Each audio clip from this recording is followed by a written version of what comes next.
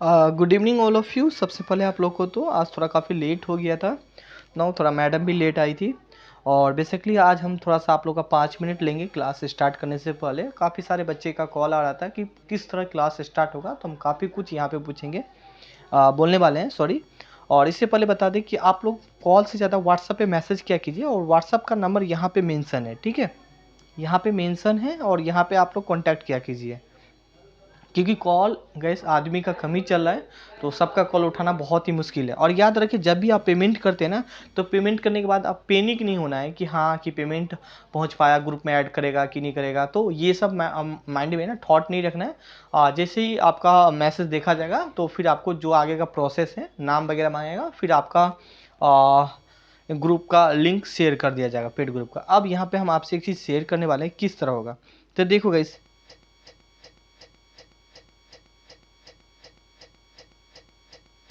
हम आपको शेयर कर चुके हैं, जिसमें हम फिजिक्स, केमिस्ट्री, साइंस, हिस्ट्री और करेंट अफेयर, ठीक है। करेंट अफेयर बहुत ज़्यादा आप लोग के एग्जाम के लिए इंपॉर्टेंट है। तो सारा कुछ ऑलरेडी हम सिलेबस डिस्कशन कर चुके थे। अब हम सारा सिलेबस को किस तरह क्लास आप लोग कवर करवाएंगे। तो पहली बात है कि जैसे कि आधुनिक इतिहास है, मतलब मॉडर्न हिस्ट्री है, और मॉडर्न हिस्ट्री में हमें 12 टॉपिक कवर करना है, ठीक है।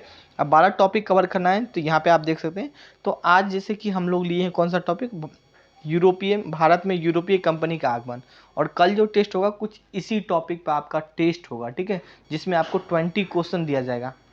आज हम इसमें 3 क्वेश्चन, क्योंकि लिखा हिस्ट्री में लिखा तो बहुत कुछ होता है, यहाँ पे हम क्या देखने वाले, ओनली फैक्ट, जो कि आपके एग्जाम के लिए इंपॉर्टेंट है, ओनली फैक्ट देखेंगे। अभी हम 3 क्वेश्चन करवाएंगे, और 3 क्वेश्चन से आपको 20 क्वेश्चन होगा। आप यहाँ से भी पढ़ सकते हैं, आप कहीं और से भी पढ़ सकते हैं।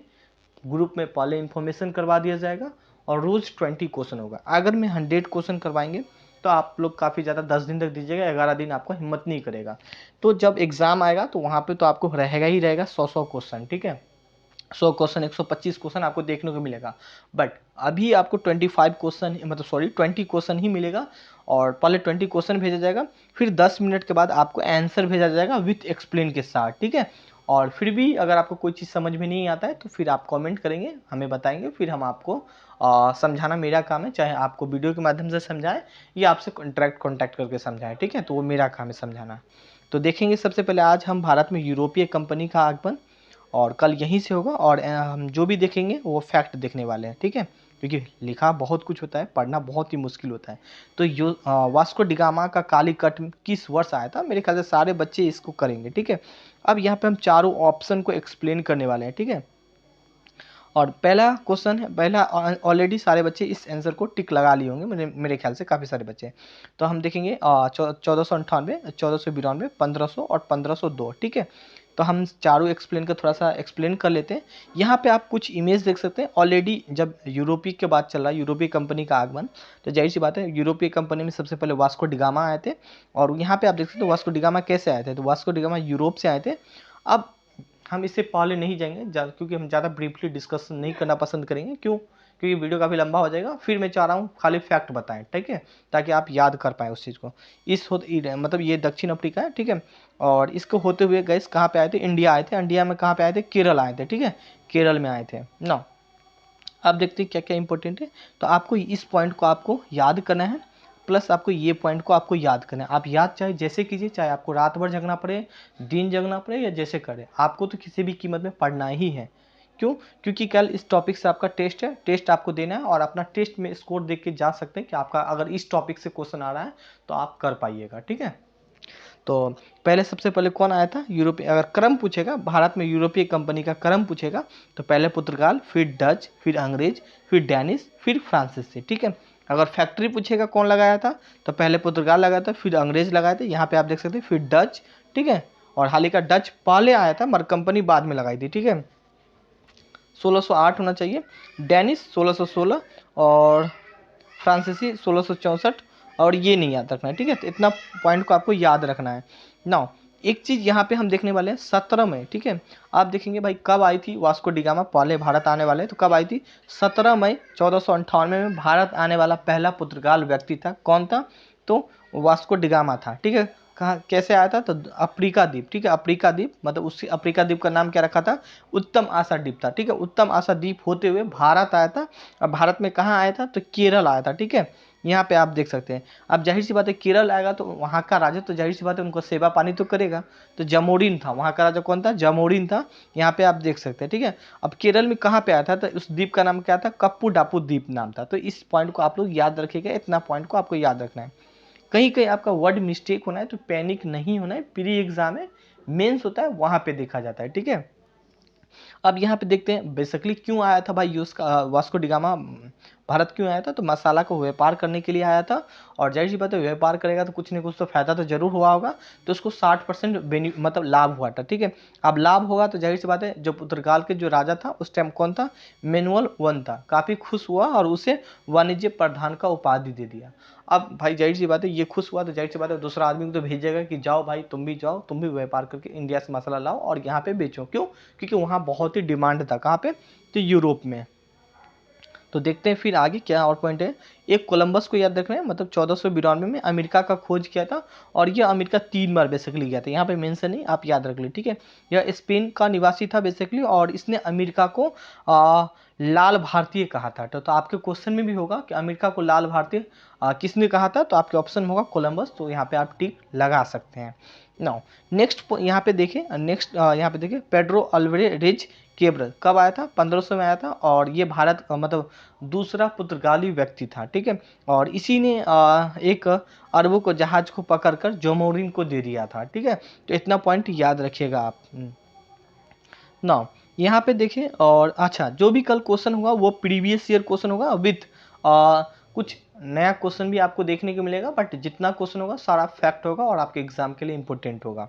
नाउ यहाँ पे बात करें वास्को डिगामा 1502 में तीसरी बार व्यक्ति मतलब तीसरा व्यक्ति था। जाहिर सी बात है पहला ये आया था, पहले वास्को डिगामा आया था, फिर दूसरा नंबर भी आया था, फिर तीसरी बार वास्को डिगामा फिर भारत आया, ठीक है।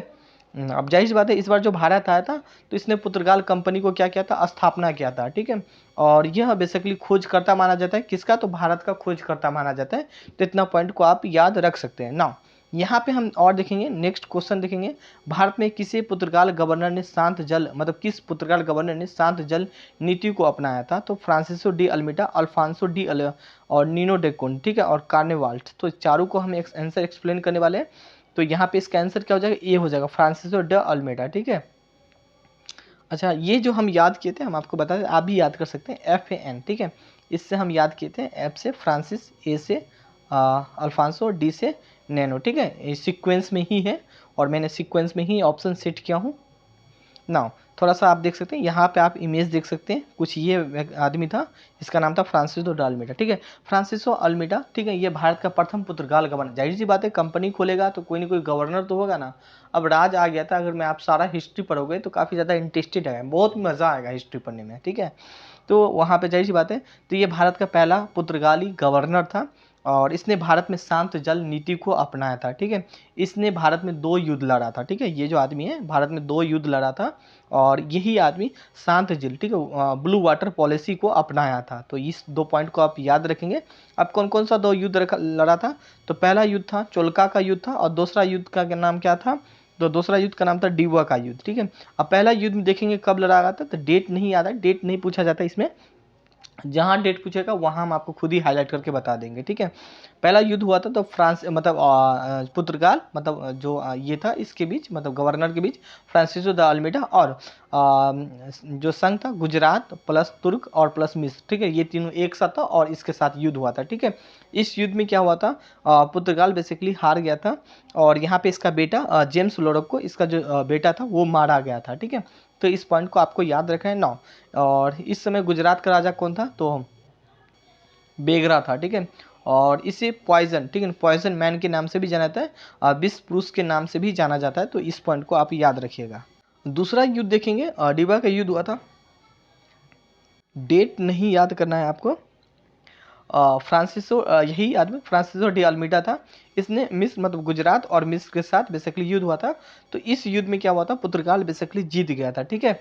अब जाहिर सी बात है पुर्तगाल ने पराजित कर दिया और इसके पश्चात उसने समुद्र पे अधिकार कर लिया। अब समुद्र पे अधिकार कर लिया मतलब अदर देश के आदमी या कोई भारत अगर आएगा तो सपोज डेट वो कुछ भी लाना चाहेगा या कुछ भी बिजनेस करेगा तो टैक्स देना पड़ेगा। समुद्र पे अधिकार मतलब आप एग्जाम्पल बेस्ट एग्जाम्पल ले सकते हैं, चाइना भी आप आज देख रहे हैं ना कि भाई कुछ कुछ पार्ट को बोलता है मेरा पार्ट है ये, तो क्यों, बेसिकली समुद्र से तो कुछ ऐसा मतलब है नहीं। नहीं, आप समुद्र के मार्ग से ही व्यापार बहुत ही ज़्यादा होता है, बहुत ही ज़्यादा, ठीक है।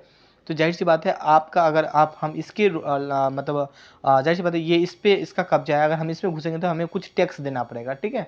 तो बेसिकली इसीलिए उसने पुर्तगाल समुद्र पे अधिकार कर लिया था। अब यहाँ पे देखेंगे पहला ना, दूसरा देखेंगे अल्फांसो डी अलार्बुक देखेंगे, और ये कुछ ये आदमी है। अब इसके समय काल में क्या क्या हुआ था, इसके समय काल में कुछ कुछ ये पॉइंट ये होता है आपको याद रखना है। अब इसके काल में देखेंगे भारत का दूसरा पुर्तगाल गवर्नर था, पहला कौन था, अल्फांसो था, ठीक है, फ्रांसिसो डी अल्मेडा था, दूसरा कौन था, अल्फांसो था, ठीक है, ए ना, ये दूसरा पुर्तगाल गवर्नर था और इसके समय ये वास्तविक संस्थापक माना जाता है। तो आपसे पूछा भी जाएगा कि भारत का वास्तविक संस्थापक किसे माना जाता है, तो आपके ऑप्शन में होगा अल्फांसो ड अलार्बुक। तो यहाँ पे आप टिक लगा सकते हैं और बहुत ज़्यादा इंपॉर्टेंट है, कई बार एग्जाम में भी आ चुका है ना। इसने 1510 में बीजापुर के गांव को जीत लिया था और इसने अपना फैक्ट्री और वो अपना फैक्ट्री बेसिकली बनाया था। इस समय बीजापुर के जो राजा कौन था, इस्माइल शाह था, याद रखिएगा। और इसने 1511 में मलक्का पर कब्जा कर लिया था, 1575 में हरमोज पर कब्जा भी कर लिया था, ठीक है। तो ये सारा पॉइंट आपको याद होना चाहिए जी, याद आप जैसे कीजिए, जहाँ से पढ़िए, यहाँ से पढ़िए या ये पीडीएफ से पढ़िए, हम पेड वाला ग्रुप में भी शेयर कर देंगे। इसने पुर्तगाल के भारतीय के साथ शादी करने का भी परमिशन दे दिया था, ठीक है। अब ये ऐसा इंसान था कि मतलब ऑलरेडी इंडिया तो आया, बट वहाँ के जो पुर्तगाली व्यक्ति था वो चाह रहा था कि अपना है ना जो भी धर्म वगैरह बढ़ाएं। अब हम ज़्यादा डीप में नहीं जाएंगे, तो इसलिए उन्होंने शादी करने का परमिशन दे दिया था कि आप जाओ भाई, मतलब इंडियन लड़की से शादी करो, ठीक है ना। अगला देखिए नीनो डेकुंद और क्या क्या इसके पॉइंट इसके समयकाल में इंपॉर्टेंट है। तो इसने कोची से गोवा अपनी कंपनी का मुख्यालय बनाया था, याद रखिएगा। और इस समय गुजरात का राजा बहादुर शाह था, ठीक है, ये याद रखिएगा, बहादुर शाह था। इसकी मृत्यु मृत्यु जो हो गई थी समुद्र में डूब के हो गए थे। तो पूछा जाएगा मतलब किस मुगल राजा का मृत्यु समुद्र में डूब के हो गई थी, तो आपके ऑप्शन होगा बहादुर शाह, तो आप टिक लगा सकते हैं। पुर्तगाल ने अपने आप को सागर का स्वामी बेसिकली बोलते थे और इनकी नाव की सेना बहुत ही मजबूत थी, ठीक है। इसने कार्टेज व्यवस्था चालू किया था। अभी थोड़ी देर पहले आपको बता रहे थे ना कि समुद्र पे अधिकार कर लिया था। तो जाहिर सी बात है आपको एक स्थान से दूसरे सामान ले जाना है ना, तो कुछ आपको क्या देना पड़ेगा, टैक्स देना पड़ेगा, ठीक है। तो उसी टैक्स को बेसिकली कार्टेज व्यवस्था बोला जाता था। बट इसमें रूल था कि आप बारूद और काली मिर्च नहीं ले जा सकते हैं, बाकी सब कुछ आप ले जा सकते हैं, ठीक है। क्यों, बारूद और काली मिर्च का खुद ही व्यापार करते थे वो, मतलब व्यापार खुद ही अपना सबसे ज़्यादा लाभ कमाते थे इसी से ना। अगला यहाँ पे देखें कार्नेवालिस हॉल्टमैन, ठीक है, पहला डच नागरिक था और ये डेनमार्क के निवासी था। यहाँ पे हम इसके बारे में और क्या क्या इंपॉर्टेंट है, इसने इसने अपनी कंपनी 1600 मतलब 2 में स्थापना किया था। और पुर्तगाल कंपनी वहाँ पे 1608 बताया था ना, तो 1602 ही होगा, ठीक है, मिस्टेक हो गया होगा। पुर्तगाल कंपनी बाद में भारत आई थी, और सॉरी, पुर्तगाल कंपनी के बाद भारत आई थी, यह पूर्व की ओर व्यापार करने के लिए आया था, ठीक है।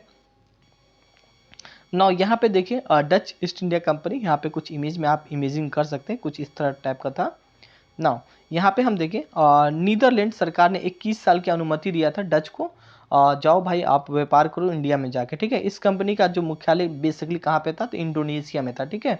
और डच कंपनी मसालों के साथ भारतीय कपड़ा का ज़्यादा व्यापार किया करता था।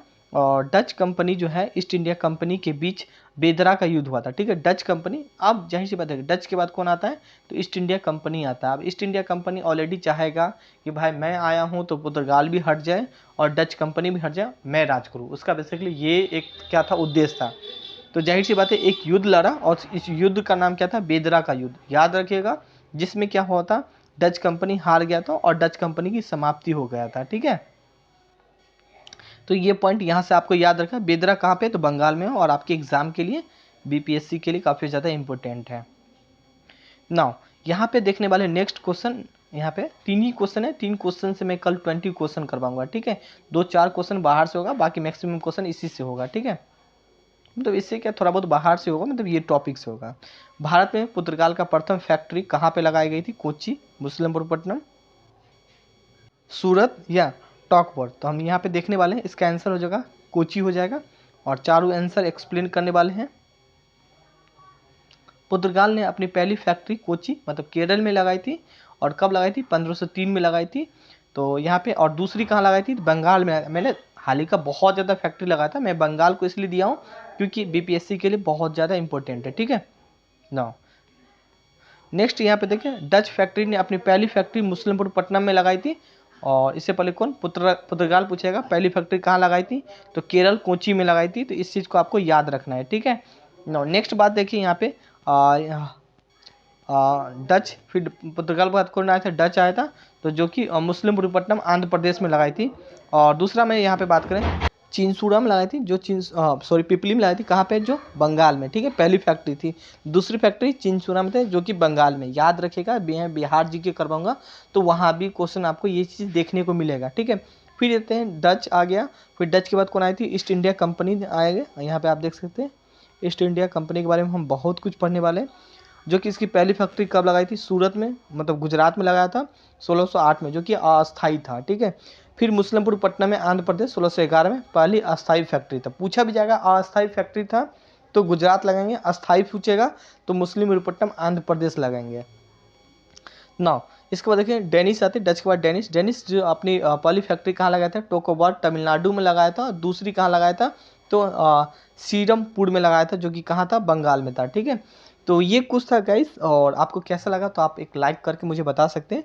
मात्र 500 रखा गया है गाइस, और मैं आपको बता दूं, मैं स्पेशली करेंट अफेयर के लिए गाइस यहाँ पे 349, ठीक है, इतना कुछ है 1 ईयर का, मैं जिसमें मैगजीन वगैरह मैं हर चीज़ प्रोवाइड करता हूँ। बट आप लोग के लिए गाइस यहाँ पे अभी 500 रखा गया है, जिसमें आप लोग का सारा इनका पीडीएफ वगैरह A to Z आपका कंप्लीट करवाया जाएगा, ठीक है।